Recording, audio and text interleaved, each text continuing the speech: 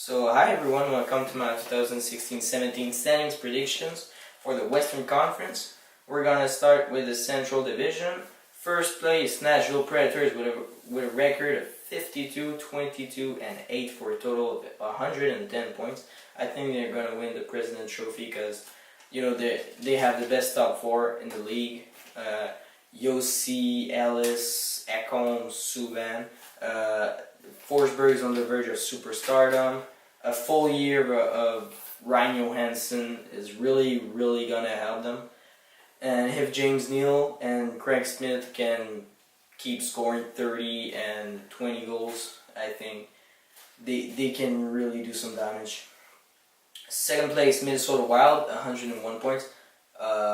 You might laugh, but they have Bruce Boudreau, and Bruce Boudreau can be a magician in the regular season. Quite questionable in the playoffs, but this is a video about the regular season. The Dallas Stars, third place, 93 points. They're going to be a threat offensively every single night, but they lost Demers, which he was a good defenseman for them. Niemi, Lettinen, they're good. They're good in the regular season, but they're not elite or anything. So I don't think they're gonna win the Central Division like last year. Pacific Division, I got San Jose Sharks, Calgary Flames, and Los Angeles Kings with 102 points, 94 points, and 92 points. I think all these three teams have the elements to take to win a top 3 spot in their division. San Jose Sharks, they added some speed with Mikhail Bodker. The Flames solved their goalie problem with Brian Elliott. They brought in Troy Brouwer. And they just signed Johnny Gaudreau, which is a really nice addition for them. And the Los Angeles Kings, they're going to need some scoring from Marian Gaborik, but after seeing him in the World Cup, I think he's in for at least 20 goals, which is really going to help them. They have the Norris Trophy winner in Drew Doughty. They got an elite goalie in Jonathan Quick. They got Kopitar, Carter. They still got the score that won them 2 cups in 4 years. So they're definitely a playoff team. For the wild card teams, 7th place, Chicago Blackhawks, 90 points. They're not the powerhouse they used to be. I think the lack of NHL players in their roster is not gonna help them.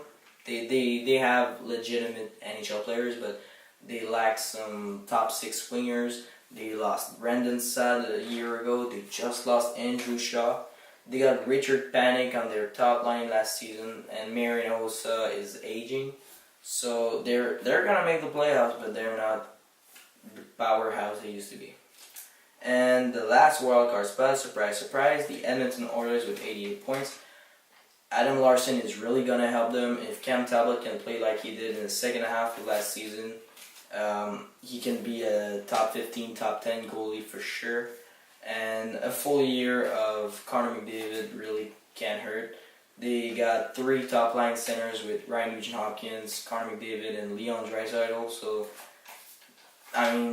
they're really strong down the middle, and they can play Draisaitl on the right wing, so they got a wicked top 6. So that means 9th and 10th place are Anaheim Ducks and St. Louis Blues. That's really bold to predict they're gonna miss the playoffs, but the Ducks, they lack wingers simply.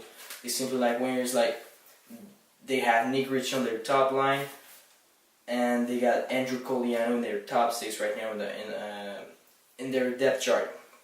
So I'm not sold on them, really not. Their D is just amazing, but also, if Bruce Boudreau is in Minnesota, it means they have Randy Carlyle, which to me is a weird coach sometimes. So I'm not sure if he's gonna make them, that Pacific Division winners once again. I really don't think so. I think they're gonna miss the playoffs.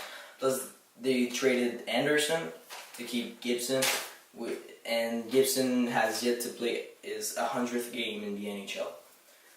And St. Louis Blues, they got rid of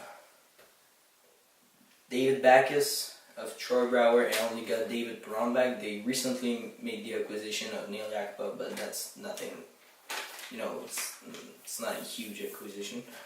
And plus, last couple of years they had Jake Allen and Brian Elliott. Means they had really talented goalies in the crease every night. So now can Jake Allen handle 60 games a season? And for the first time having a backup in their lineup, I don't know. Tarasenko is amazing. I get that. I get that. Paul Stastny, Steen, they're all great players. But Robbie Fabry and Colton Parayko, to me, are gonna have some. They're gonna have a sophomore slump. So I think they're gonna miss the playoffs. But they're not gonna miss the playoff for like the next 10 years. Just this year, I'm not sold on them, and I feel like the Western Conference is getting a lot stronger. Then the Winnipeg Jets with 84 points. I think the Jets have arguably the best prospect pool in the league. Patrick Laine might win the Calder, but I don't think. I think they're not there yet. They're gonna have to wait another 2 years maybe. Then the Arizona Coyotes. I think they're in the same position as the Jets. They have maybe the best prospect pool in the league, but it's a prospect pool, so their players are still prospects. Means they're still very, very, very young. So maybe 2-3 years from there, they're gonna be a really, really good team. But right now, nothing special. I don't think Mike Smith is a legitimate NHL starter. So. It's not going to help them. Then for the last place, I got Colorado Avalanche with 73 points and the Vancouver Canucks with 70 points.